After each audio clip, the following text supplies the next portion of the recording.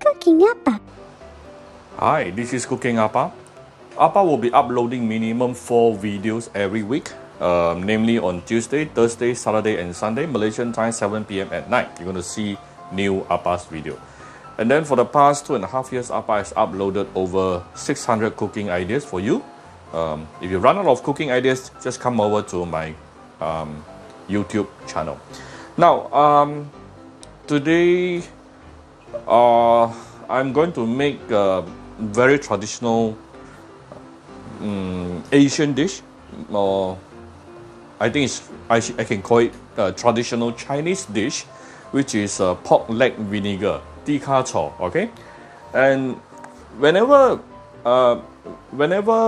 people mention about tikka cho, when you order it outside, usually if you want to try to cook it yourself, the first question that came into people's mind is, how do I get the right ratio, the right combination between vinegar and water? And what kind of vinegar should I be using? Should I mix? Because some people actually use 2-3 types of vinegar adding together. Okay, so I would say there isn't any right or wrong, as long as that particular formula fits your needs and your family likes it, then go ahead.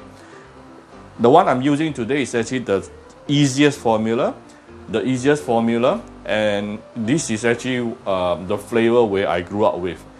Why I call it easy? Because we only need to use one kind of vinegar. Never mind the brand, you can use any brand you like. You need the sweetened, the black vinegar, which is sweetened. Okay, I repeat, black vinegar which is sweetened. This is not the same as normal black vinegar. Normal black vinegar is not sweetened. Okay, you just need to use one type of vinegar, and then the ratio between this vinegar and water is 1:1. That's all. Just 1:1. Alright, so this is why I always say this is actually the cheapest, the easiest of all, the easiest formula of a tikka cho. Black sweetened vinegar, okay, 1 ratio, water 1 ratio, with about 1 to 2 tablespoons of rock sugar, done. You will get very nice flavor, okay? Trust me, just nice. It will turn out to be very nice. Go ahead and try. Now, the second question that some people may ask is, which part of pork leg should I buy? Should I buy the front leg or should I buy the leg behind? Well, if again, there's no right or wrong. If you are the kind of people who prefer more fatty pork and more tendon, go for the leg behind. Okay, today I'm actually using the one at the front. Mainly it's actually more lean. Okay, the meat is more lean, less fatty, and it's actually smaller. When it is smaller, so basically the amount of one, because usually when I buy one pork leg, I will cut it in. I will get the butcher to cut it into half, and then I will cook it in 2 different dishes. So this is half of it smaller. Okay, approximately probably about 800 gram of front pork leg. But if you really ask me, the one more suitable for this is actually the one behind. Yeah, the one behind. But today I'm using the one at the front. More lean meat, as you can see, because actually my family eat more lean meat. I'm the only person who really like the fatty part and the skin. So sometimes we will just interchange. Okay, and then of course you want to have a good amount of old ginger. Bruise the ginger a bit, and as to how much ginger you want to put, seriously up to you. The more you put, the more spicier you will get. Here I also don't know how to tell you how much I put here. Probably 100 gram of old ginger. Okay, I remove the skin. Some people ask, what happens if I don't remove the skin? Can also, up to you. All right, and then I'm putting in 2 stalks of dried chili here. Okay, you don't have to soft until it is softened, no need. But perhaps you may want to de-seed it so that it will not turn out to be too spicy. And I have 4 eggs here. This is hard-boiled egg. of course 1 to 2 tablespoons of rock sugar later. And today I'm just going to use the Philips pressure cooker to cook it too, because I know that will come out exactly the kind of texture I wanted. Remember to click subscribe and notification button for more Appa's video. Believe it or not, to cook a very flavorful pork leg vinegar tergacho, there's only 2 steps. First step is this step where we are going to blanch the meat. Okay, it's a must. Okay, you cannot skip this step. If you skip this step, your tergacho will be very gamey later. What do we mean by gamey? Gamey meaning too meaty smell. Okay, you don't want that gaminess from the meat. So the blanching process is for us to remove the gamey flavor. And again, just to help to remove the gamey flavor, I'm putting a bit of ginger and also a bit of rice wine.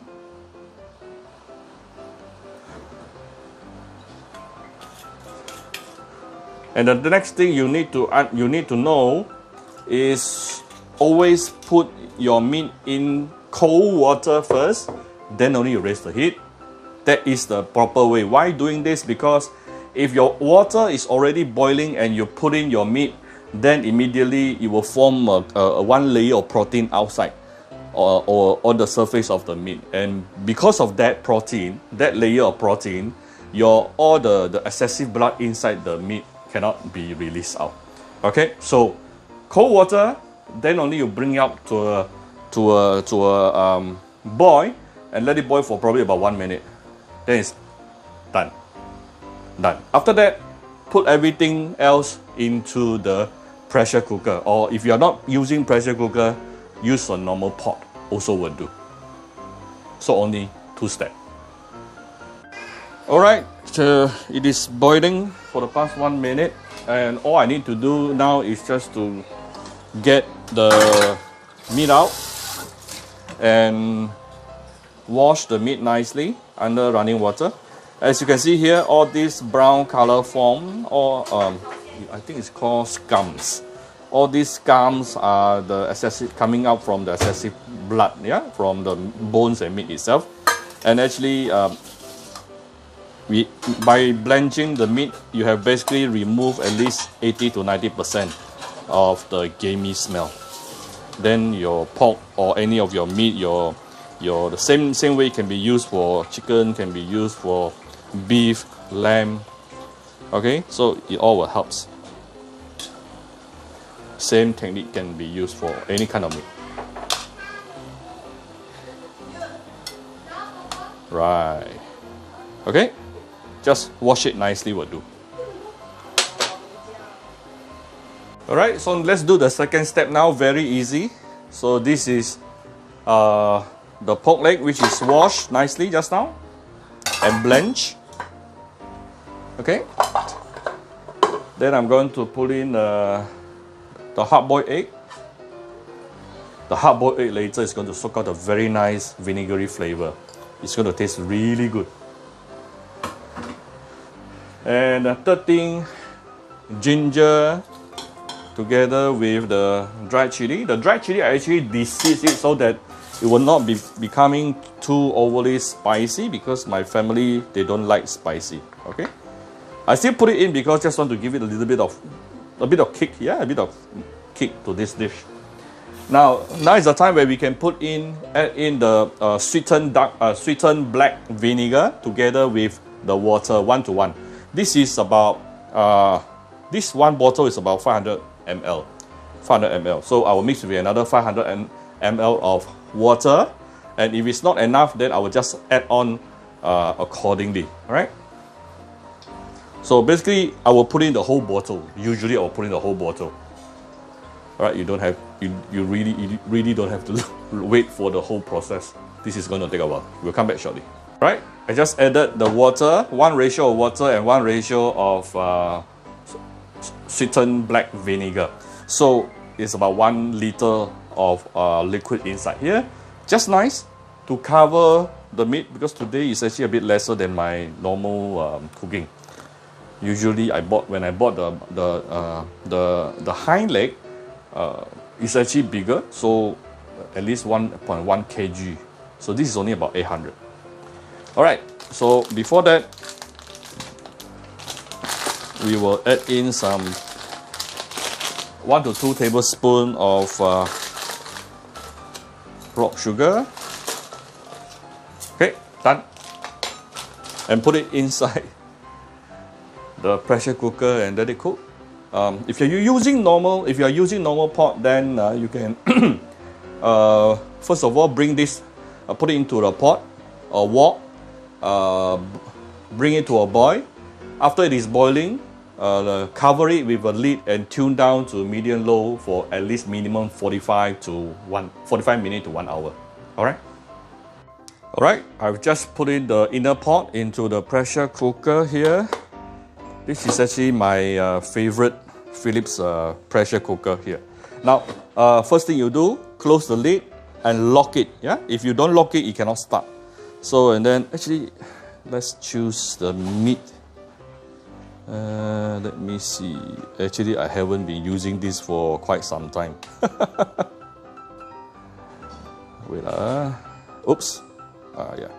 Let me choose to beef and lamb for 30 minutes, 60 kilopascal. Maybe I will reduce it a bit to 50. The 30 minutes it should be fine. And then press.